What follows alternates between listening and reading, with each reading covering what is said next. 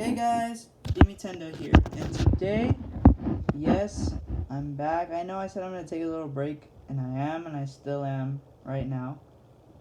I haven't made any new episodes or anything, but I really wanted to just get one video out just to review because I honestly just watched the Knuckles series and I thought it was amazing as heck. So you're gonna listen to me pretty much rant about it for probably a couple minutes, maybe a lot of minutes. We'll see how it goes. And I don't have Knuckles merchandise, as you could tell. The only one I have is really just this plush. This is the only Knuckles merchandise I have. So basically, let's get on with the review of the show. Okay, so starting with the first episode, yes, this is a spoiler review, so click off the video if you don't want any spoilers for the new Knuckles show. Otherwise, I'm going to get into it right now. Alright, so basically, as I was saying, episode 1 is pretty much centered around Knuckles and adjusting to his new life in Green Hill Zone. Yeah, or in Green Hills, Montana, I think, yeah. Okay, so Knuckles, it starts by having him train. He's training at his home. There's a little reference to the Sonic signpost that you pass at the end of the levels, and Knuckles made his own training course for himself so that he could be a warrior, a victory guy, and then the song I Am a Warrior starts playing. So, and that's also the main theme of the show, by the way, so that's pretty cool. And it shows up at the end of the show too, but we'll get to that in minutes. Then we have Tails and Sonic, and they make cameo appearances in the show. And Sonic is voiced by Ben Schwartz. Colleen O'Shaughnessy returns as Tails too, and Tika Sumpter returns as Maddie. Tom is not present, which is noticeable because he's out of town. Okay, he's out of town, or he was just too expensive to hire. But that doesn't really bother me. It kind of does because I like James Marsden's Tom Wachowski. His iteration of Tom is really, really funny. But I guess it's understandable that he's missing. But I mean, you know what I'm saying? You know what I'm saying. Anyways, it just feels like that was missing. But I like Sonic talking in this episode. He introduces Knuckles to finding his home, finding his peace, and he actually has some wise words in the episode. I really like that. Sonic is more grown up, and he jokes around saying, "Oh, I just read a bunch of cereal boxes." So Sonic, I think, has shown himself to be a little more grown up in this version. After the second movie, he definitely grew up more. He's still the same lovable Sonic, but you could just kind of tell that he's a little more wiser. Even Maddie points that out in the episode. And then Tails is just, he's there, but basically Tails is just Tails. He's not, he's there, but he's there, And then there's a little reference to Game of Thrones where Knuckles sets up a throne for himself, and it looks like a Game of Thrones type arena room. And he makes the dog Ozzy fight the mailman, which I think was pretty funny. He said the greatest enemy, which is the mailman. So that's really funny. And the mailman's like, "I'm just trying to get out of here, man. Let me go, please." And it's funny. Because Knuckles, when there's construction workers working on Maddie's house, he thinks they're under attack by the construction workers because he's still not used to his time on Earth. So that's kind of the whole premise of the show. He's kind of trying to, find his way home. He's on Earth, but he's trying to find his way, I don't know how to call this place home, So he's still getting used to everything. But, fun fact, he likes Cool Ranch Doritos and grapes. Those are his favorite snacks/food. Then he is basically grounded because he makes all this destruction and mess. So Sonic tries to cheer him up. It doesn't work. So he tries to call upon the tribe leader, Pachimachek. I'll call him Mac, just for this purposes, because I really do not know how to freaking pronounce his name. But basically, Mac is a ghost. And he's actually voiced by Christopher Lloyd / Doc Brown from Back to the Future. If y'all didn't know that. Everyone should watch Back to the Future if you haven't already. That's the only way you're going to know this guy. He's really, really talented in that voice. And I'm really glad he provided the voice for Mac.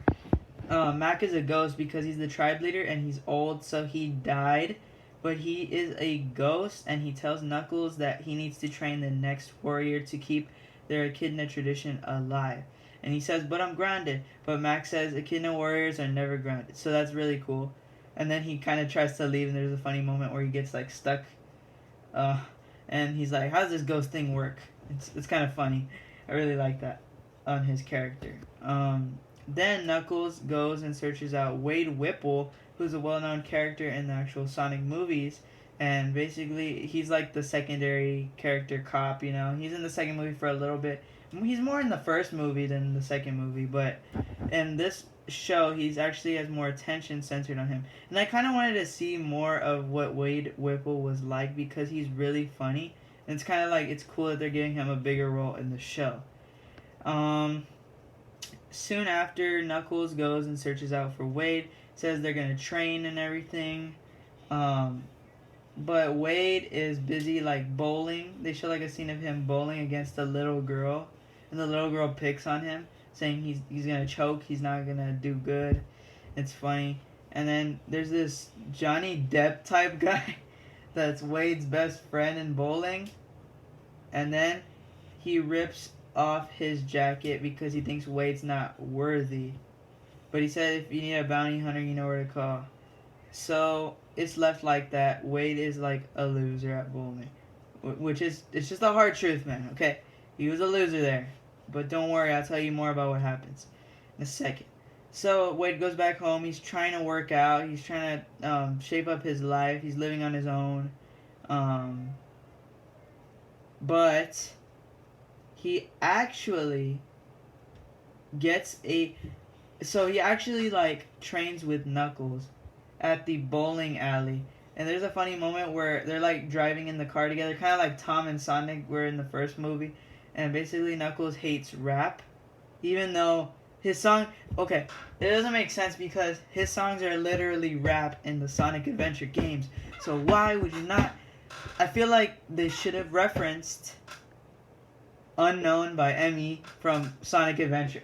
Because this is a show about Knuckles, this could have been like a perfect opportunity in the credits or during the show. Sorry, missed opportunities gets me mad. But they did put on Can I Kick It? They did a reference to Teenage Mutant Ninja Turtles, actually. And so Knuckles like smashes the radio. So there's more references to the Turtle movie in the show because Wade wears a shirt of it. And then there's an arcade machine in the bowling alley. So, yeah, there's still more references. But as Wade and Knuckles are training in the bowling alley, he's like, so this is your battleground. Because Knuckles, again, still doesn't understand Earth. So Wade, like, kind of teaches him. He tells him a little backstory about how his dad abandoned him. But he's the one that taught him how to, like, bowl. And that's pretty much, like, the gist of it. Then, I know I've been talking for, like, 8 minutes. So I'll try to speed it up a little bit. So two bad guys come in, and they're basically working for Gun, right? One of them is Kid Cudi, which is, like, my personal favorite. And then he calls back to the Sonic 2 movie saying, does it look like I need your power? And then the other agent was like, of course we do. Why do you think we're here? And then he's like, I know, I'm just trying to have a cool catchphrase moment. And then he gets punched by Knuckles. And basically Knuckles versus two bad guys that are agents that get hired by the buyer, who is later revealed to work with Dr. Robotnik before Dr. Robotnik went crazy. He was actually a mechanical engineer for it, and he engineered all his robots. So he basically built some giant fists that can handle Knuckles' power because he has red quills, which means he picked up Knuckles' powers along the way, and he basically inserted them into, like, robot hands and guns. So basically Knuckles beats him, but they throw in a ring last minute, and they transport him to a cage that actually holds Knuckles, so I start getting worried. But yeah, they capture him out of luck. And so Wade has to go rescue him. So that ensues the next episode. The next episode, the two bad guys take him to an ice cap resort. Nice reference to Ice Cap Zone. It's a ski resort, but it's funny how they reference the Sonic 3. So that's really cool. They take him, they talk with him a little bit. Wade, he tries to get prepared and ready to save Knuckles, his best friend, is what he calls it. And there's like this little scene where he's like all sharp and snazzy, and then it ends up not being that way whenever he actually comes in. And he's very unskilled, it shows, but he's really trying his best to put his best out there for Knuckles. There's a fight scene with him and Kid Cudi which is really funny. I like it. He ends up winning against Kid Cudi, which I was starting to think he wouldn't because he was about to get choked and killed by him. But Kid Cudi, like, he dies because he gets sprayed with, like, salsa on his eyes. So it's, like, really funny. It's classic cartoon stuff. And then Agent Willoughby comes in, and then, which is the other agent. And so, Wade, right, he basically says, y'all don't look threatening because the two agents said, or Willoughby said that he didn't look threatening. But he said, you don't look like a warrior so much either because Kid Cudi looks like a menswear model. Which I started laughing at that. That was really funny. And then Willoughby looked like an Uma Thurman. It was funny. Uma Thurman look-alike. So that was really funny. I liked that. That made me laugh. So basically, he basically punches the fist or releases it with like a rocket launcher into Knuckles' cage, and he breaks Knuckles out from that indestructible cage, and they basically go, and Knuckles glides him through like in Sonic 3 and makes a reference, and he says, I can't fly, I can only glide for a short amount of time. So that made me laugh again because it's another reference. They go and eat at like this little burger stop, and it's kind of like a little cute moment because we see that Knuckles actually has a soft spot for Wade and everything. Because I was thinking like he was all rock hard on the inside, but he's actually good. He's telling us stories of abandonment, betrayal from Robotnik and all that. And so Wade's like, I know what it's like to be abandoned because I told you about my dad and all that. And then Knuckles is like, well, yeah, he brutally abandoned you like a piece of trash. And then Wade's like, ouch, harsh, but okay. And so, third episode ensues, and they actually go and visit Wade's family. So, they meet his mom and his sister, who is a total jerk at first. She works for the FBI, and she's like freaking, I don't know how to describe her. Like the Brooklyn Nine-Nine girl. I don't know if y'all know Brooklyn Nine-Nine is, but if you've seen Brooklyn Nine-Nine, that's that girl, the one that voices Vaggie in Hazbin Hotel. The one that voices Mirabelle from Encanto. Like that one. Like, if you know what I'm talking about, you know what I'm talking about. You know? She comes off as that exact personality, and it's really funny. And they're basically in time for a Jewish celebration, which is the Shabbat dinner. So, basically, they like have a big feast. There's 2 lighted candles, and they're in time for it. But the brother and sister fight a lot during the dinner, and so it's kind of like they don't go well together. Is what I'm saying. But Knuckles was bonding with the mother in the meantime while they were fighting. He's basically calling her warrior, and they bonded and they watched shows together. Wade was crying in his room, but he has a pretty cool room, not gonna lie, because it was full of like a bunch of 90s posters and references. He had a cardboard cutout of Zap, and he makes a little dirty joke reference in there, if you know what I mean. That's funny. So, then Zap from American Gladiators, he says, oh, it's been because I've been hugging it too much. Okay, Wade. We know what you're up to, buddy. We know what you were up to. So then he also plays his mixtape, which has a Blink-182 song on it, and he gets Knuckles to listen to it. Soon after, burglars break in, and basically Knuckles fights them all off with the help of the family, because the family is actually very good at fighting for some reason. And dude, that one table spinning scene action sequence was freaking amazing. It looked like it came out straight from the movie. That was one of my favorite action scenes. Besides the Kid Cudi bowling alley fight, I really liked that one too. Because he says, does it look like I need your power? I really like that. I do wish he sang though. I like him singing. I want him to sing. Sorry. Okay. Couple more things. What was the next episode about? Oh yeah. So after the house is destroyed and all that, enter episode 4. Wade Whipple is like, I have a feeling today's gonna be a good morning. He gets his coffee ready. He gets his freaking cereal breakfast ready. He's like, I have a feeling today's gonna be a good day.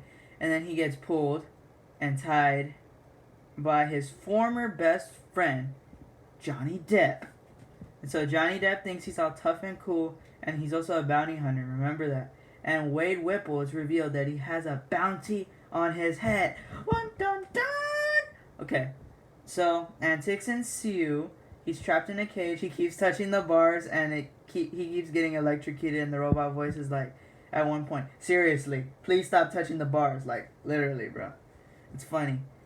And then basically he passes out from electrocuting himself on the bars, and he is like imagining himself as Knuckles. He's imagining himself in a play. Before that, he meets Mac, right? We call him Mac again. Christopher Lloyd comes back, and he's basically like, Knuckles, and then Wade's like, Knuckles told me about you. And then he tries to pronounce his name, but he mispronounces it. It's funny. And so, Mac, he wears a bowling alley suit because in Wade's mind, his battleground is his bowling alley. So that's really cool. And basically, there's like a whole musical type thing in the episode, filling up a lot of the episode, where Wade's like Knuckles and he's singing, but it's not Wade singing. It's another guy singing for him, but it's like a musical, like a rock opera musical. It's funny.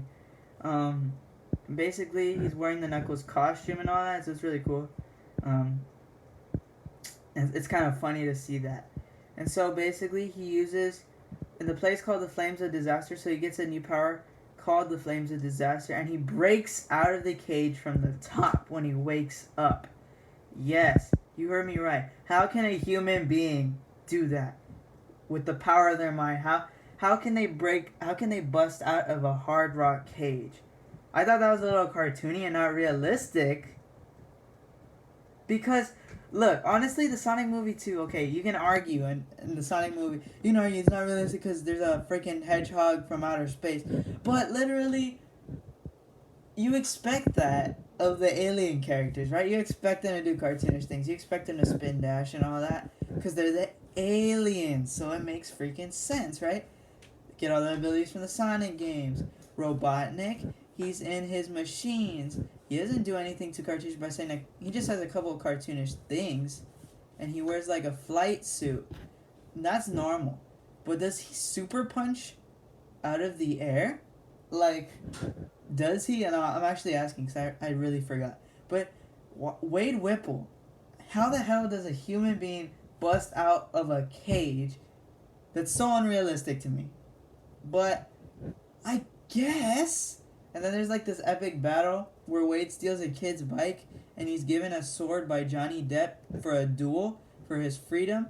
And he actually wins the duel and is a warrior. He cuts off Johnny Depp's hair. And he basically takes his leather jacket and everything. And now Wade is a true warrior. And the little girl from earlier that was making fun of him actually respects him now. So yeah, she was there too.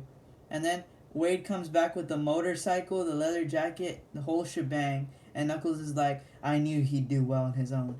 Right? And so, that's episode 4.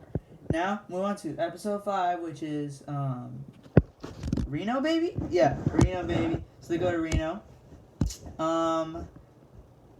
They meet Pistol Pete Whipple, which is the dad. Basically, Knuckles encourages him to have a good time with his dad because Wade is nervous at first, but he speaks from the heart. And Pistol Pete was like a deadbeat dad, but later on in the episode, I actually thought he was gonna be a good guy. You know, he's British, he's cool, he's snazzy, he's really cool of a guy, honestly. So Pistol Pete, right? He's freaking the bowling champion. And basically, Wade and him go up against each other in the bowling tournament. And basically, they make it to the finals, which is the next day after that whole bowling tournament. So Wade actually becomes a great warrior with his talent and everything, right? And so Pistol Pete invites him to his suite and apartment. But it's revealed later that Agent Willoughby and Kid Cudi are hired by him because they met up with the buyer in the previous episode or before in this episode, and the buyer it was about to kill them, but basically Willoughby says, give us a second chance. I've had my fair share of problems with Robotnik and Gun 2. We need to get this show on the road. You know, just give me one more chance. And so, or give us one more chance, Kid Cudi and her. So basically, the buyer cuts them free, and they do their job, and they're a step ahead because they contact and pay Pistol Pete to betray his own family, which is really messed up. I don't like that. I'm mad. So basically, Pistol Pete or Kid Cudi and Willoughby tell Wade to go get Knuckles from the room. Knuckles is sporting the hat from the OVA anime, and basically Wade entraps him into his doom with Willoughby and Kid Cudi. But little do they both know is that Wade owns AirPods, and AirPods saved the day. He put an AirPod in Knuckles' ear so that he could hear what was going on in the call the entire time. So he thought one step ahead, and that is a sign of a true warrior. So basically, Knuckles is like fighting Agent Willoughby and Kid Cudi, and they're about to throw 2 rings at him. He catches them, he puts them on each side and throws them in for like a loop, like an endless loop. Then the 2 rings close up and they're trapped forever. Bada bing, bada boom, he defeated 2 villains with ease. Right? Well, not with ease, it was kind of hard. And so Wade tries to rescue his mom and sister. He rescues his mom, but his sister doesn't want him to rescue because she wants to be rescued on her own. She dislocates her thumb, and there's like a funny scene where they look at her ugly thumb, and it's funny. And so then the finals happen, and Pistol Pete and Wade are talking to each other. At first, Wade doesn't show up for the announcement on time, but then he actually shows up and says, "That trophy's not yours. Put it down, bro." And I guess he was just running late for some reason. I don't know why. But his mom and sister were there, so I don't know why he's running late. But Pistol Pete basically says that he's a nothing and he's a loser. He tells his own son that. Can you imagine that? That's really messed up of him to do. So basically, his bowling team is called the Warriors, which is cool. And he actually bowls and ties with his dad until his dad actually misses 1 pin. They kept getting strikes on each of their rounds. But Pistol Pete, he actually missed 1 pin, which gave Wade an opportunity to win the whole thing. And so he strikes it, and he's like, "Can a loser do this?" And so the bowling pin, there was 1 left standing up, and we thought it was going to fall down. We thought it wasn't going to fall, it was going to stay up. And then it actually fell down, and he won the tournament. He won the trophy and everything. That is until Knuckles is watching the tournament from the bar, and he actually sees the buyer in his mechanical suit that he's built. So now Knuckles must fight with the final boss fight. So he fights him, and Wade also fights him because Knuckles gets his energy drained and he passes out. So Wade cannot fight him because he doesn't have superpowers or anything. But that's when his mom and sister come in and they give him the giant gloves that Kid Cudi had earlier. And basically, they had bowling balls for him to throw at the boss battle as like an attack, like a form of attack. So he ends up almost defeating the buyer, but he almost lost. And Knuckles wakes up with the flames of disaster, a callback to the 4th episode, and he gets flame fists, and he actually like overpowers and destroys the buyer. He throws a giant circular orb onto him and destroys the buyer. Then they go back in. The tournament's complete. Pistol Pete tries to get the trophy for himself, but the mom socks him and says, "Don't steal my son's trophy." And basically, and then the sister's like, "You want to work at the FBI, Mom?" And she's like, "If it means I can spend more time with you, then yeah." And then Wade and Knuckles are like, "We did it!" And they high five, and it's paused in a single frame. The end. Oh, and the post credits, which shows Knuckles and Wade riding off into the sunset on the motorcycle. Knuckles sporting the OVA hat, again the cowboy hat. And Wade makes a mixtape for both of them and puts on the iconic song as the intro of the show. "I am a warrior." And so Knuckles is like, "Oh yeah, that's my jam." And that's how it ends. Knuckles, the 6-part series, that's how it ends. And I basically just explained everything to y'all right now. Okay, so thoughts on the show. I really, really liked it. I liked all the little callbacks and references. It did seem a little unrealistic at some points. Like, I just didn't like when Wade punched out of the cage. I don't know how he was able to do that. That kind of bothered me a little bit. Because I know it's cartoony and all, but the Sonic movies make it more realistic than that. I mean, Come on, it's fun. I'm not gonna lie. It's unique. I like the little rock opera thing they did because it's also unique. Um, I like that the show grows both Wade and Knuckles together. They both grow and have character development. Actual things that are necessary for a show. Unlike another certain show on Paramount Plus, Transformers Earthspark, which doesn't show the two kids getting any development. Optimus Prime and Bumblebee don't get any development. The only character I see getting development is friggin' Alita 1 and the friggin' parents of the two children of the main characters of the show. Like, come on, bro. Nuh-uh, bro. This show gives actual character development to the main characters. That's right. Knuckles learns Earth. It's so good in that sense. This show, I would have to rate it. I would give it higher than an 8. I know people are saying 8 out of 10. But I would give it an 8.5 out of 10. This show is super duper duper good. You have a fun time, entertaining time watching this show. Of course, if you haven't watched my spoilers, of course. But if you did, yeah. So anyways, yeah, let me know what you guys think in the comment section below. Watch this show if you haven't already. This is a really, really fun show. I really suggest you're going to get into it. You're going to have lots of fun. And you're definitely going to be excited for the next movie, Sonic the Hedgehog 3. Alright, that one's coming out in December. So, have fun watching this show while you wait for the third movie. Alright, guys. Bye, guys. Nintendo out. See you on the next one.